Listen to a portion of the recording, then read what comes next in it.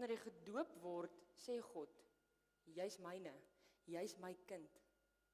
Jy's deel van my. Wanneer jy jou lewe vir hom gee, is jy deel van hom. Met ander woorde, jy is die liggaam.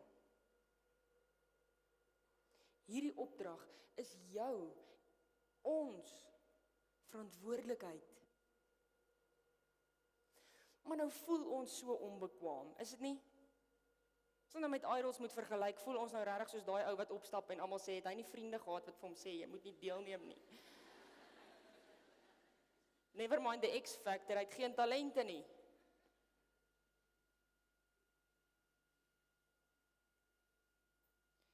Want ons voel nie bekwaam nie.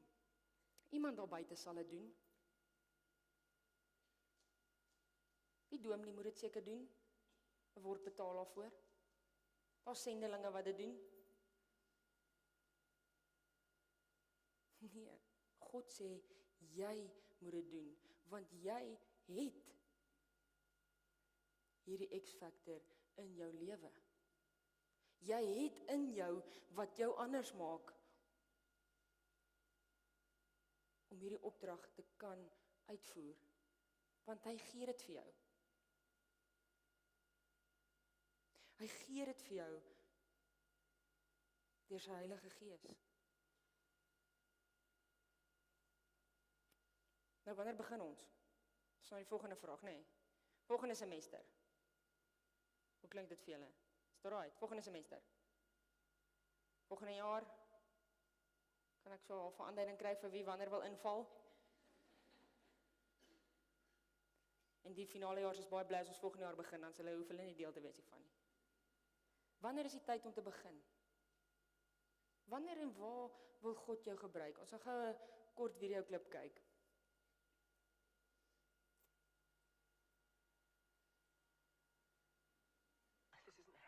This isn't happening. Someone sent this to the ad agency last night. Who messed with my computer? None of my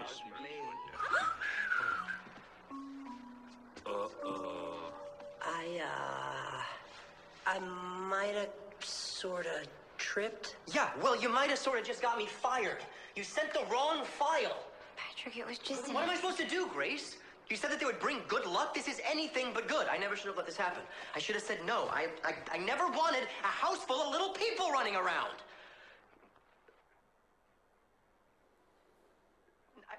Little blue. Okay, whoa. Patrick? What are you doing? I'm going to try to save my job. We never intended to be a burden, Mr. Winslow. I'm smurfully sorry about what I... Stop saying Smurf for everything. What does that even mean? Smurf. Smurfity Smurf, Smurf, Smurf. There's no call for that kind of language, laddie. Okay, Patrick, wait. Hey. Will you... Wait, Patrick. Maybe I can try to Just fix stop and this. listen to me for a second, What? please. Look, I'm really sorry about your job, okay? And I hope that you can straighten that out. But you are so not seeing the big picture here. I mean, look around. Look what's happening right now. Of all the people on the planet, those magical little creatures came to us. They chose us. Don't you see how absolutely amazing that is? This is a once-in-a-lifetime thing, Patrick. This is our blue moon. And if you don't stop for just a second to see that, you're gonna miss it.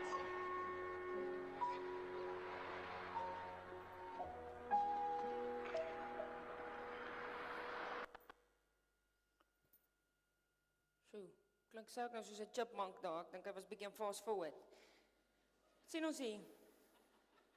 Ons is hier vir 'n rede. En partykeer is goed in ons lewe oor ons pad vir 'n rede. Daai kamermaat van jou wat jou so irriteer want hy loop 'n week met 'n paar sokkies en was nooit sy skorrelgoed nie.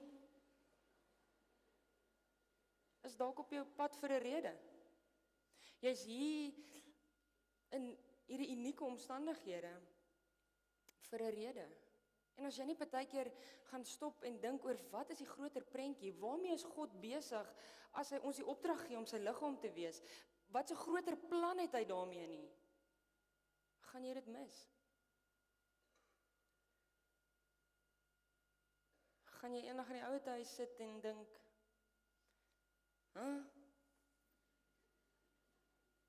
weet nou nog nie waar het hierdie storie gegaan nie. 80 jaar. Jy gaan dit mis. God gee ons 'n kans en hy kies, wie kies hy? Jou. En dink net vir 'n oomblik hoe amazing is dit. Dat God, wat alles geskep het, wat so groot is, jou kies.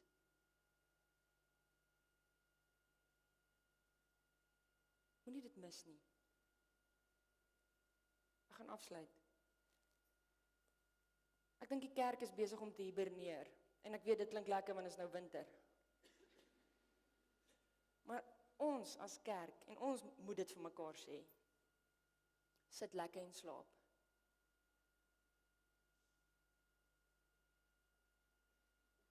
En ons mis uit op dit wat God vir ons beplan. En ek dink is tyd dat ons opstaan en begin beweeg. In Handelinge lees ons van die eerste gemeentes wat so klein was, hulle kon in 'n huis inpas en die huise daai tyd was redelik klein.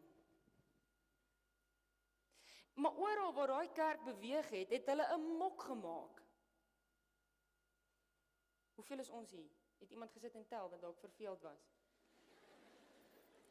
Hoeveel is ons hier? 1000, 2000? Wat doen ons op die pik? Wat doen ons in die wêreld? Dis tyd dat ons wakker skrik en saam Christus opstaan en begin beweeg.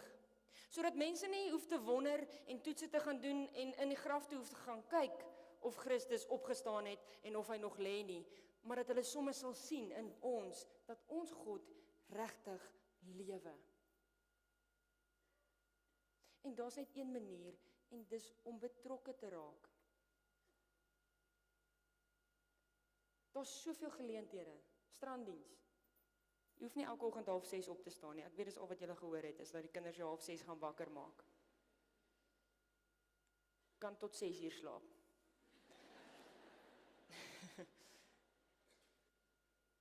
Ons het nou Julie maand 'n klomp uitreike. En geld is nie 'n verskoning nie, God voorsien. En as jy dan dalk net bietjie eers wil voel hoe dit voel om te begin beweeg as liggaam van Christus, kom ons begin iets. Ons noem onsself die X-faktor. Ons kry mekaar Woensdag, sommer na die praise and worship, al kom jy dan net 7 uur. En ons begin eenvoudig, bring 'n brood. En ons vaar die strate in, en ons begin net iets vir iemand iewers beteken. Ek wil jou uitnooi. Ek wil jou uitnooi om saam op te staan en dit te begin leef. Dat die kerk, dat pikkandelaar, soos ons hier sit in ons massas, kan begin beweeg. Want ons het die X-faktor. Want ons God lewe. Amen.